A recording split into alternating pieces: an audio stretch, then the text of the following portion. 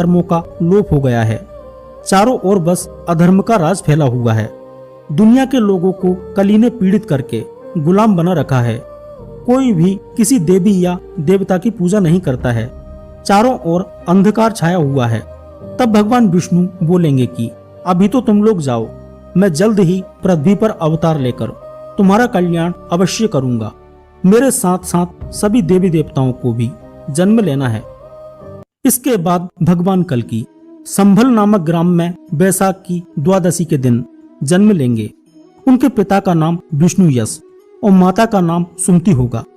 जब भगवान का जन्म होगा उस समय उनकी 4 भुजाएं रहेंगी। इसके बाद ब्रह्मा जी वायु को बोलेंगे कि तुम भगवान श्री हरि से जाकर कहो कि प्रभु आपके 4 भुजाओं वाले रूप के दर्शन तो देवताओं के लिए भी दुर्लभ हैं।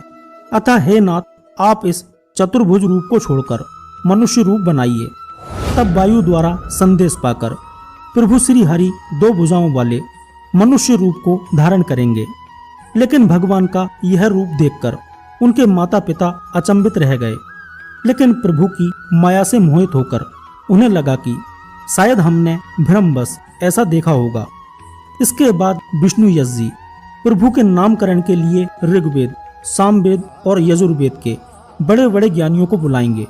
इस समय यहाँ पर जो चिरंजीवी परशुराम, कृपाचार्य, वेद व्यास, अश्वत्थामा भी भगवान कल्कि के बाल रूप के दर्शन करने के लिए भिक्षु का वेश बनाकर आएंगे और समझ जाएंगे कि अब पृथ्वी पर पाप का राज जल्द ही खत्म होने वाला है। इसके बाद वह लोग भगवान कल्कि के बाल रूप के दर्शन करके उन्हें प्रणाम करेंगे और उनका नाम कल्कि रखकर वह मुनीश्वर वहां से चले जाएंगे। इसके बाद माता सुमति द्वारा लालित पालित होते हुए भगवान कल्कि शुक्ल पक्ष के चंद्रमा के समान प्रतिदिन वृद्धि को प्राप्त होते रहेंगे। भगवान कल्कि के 3 बड़े भाई भी होंगे जिनका नाम कवि, प्राज्ञ और सुमंत्रक होगा। इसी के साथ में भगवान कल्कि के 3 अंश अवतार भी उनके जन्म से पहले ही जन्म ले चुके होंगे और इनका नाम होगा गागर्य, भगर्य और विशाल। एक दिन विष्णु यश जी कल्कि जी को बताते हैं कि कली नाम का एक भयंकर राक्षस है। उसने चारों ओर हाहाकार मचा रखा है। बहुत सारे लोग उसके डर से जंगलों में कंद मूल खाकर जीवन यापन कर रहे हैं।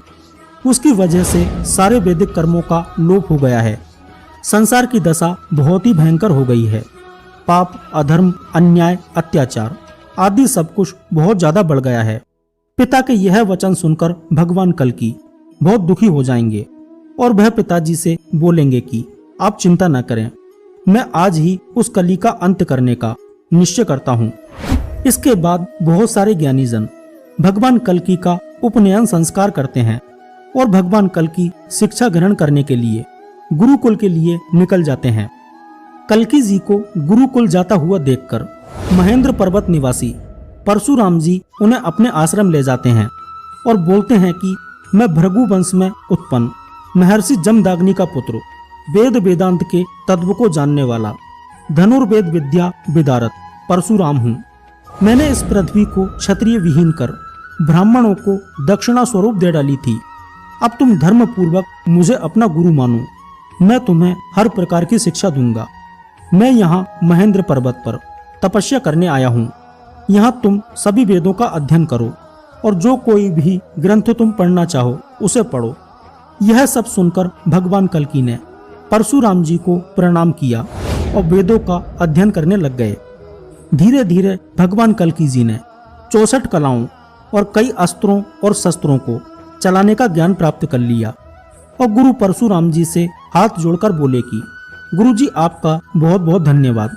मेरी यहाँ से शिक्षा पूरी हुई। अब आप यह बताएं कि मैं गुरु दक्षिणा में आपको क्या दूं। तब परशुराम जी कहते हैं कि आप जल्द ही इस कलयुग का अंत करके सतयुग की स्थापना करें ताकि हम लोग ध्यान और पूजन का काम आसानी से कर सकें। यही हमारी सबसे बड़ी गुरु दक्षिणा होगी। फिर भगवान कल्कि वहां से चले जाते हैं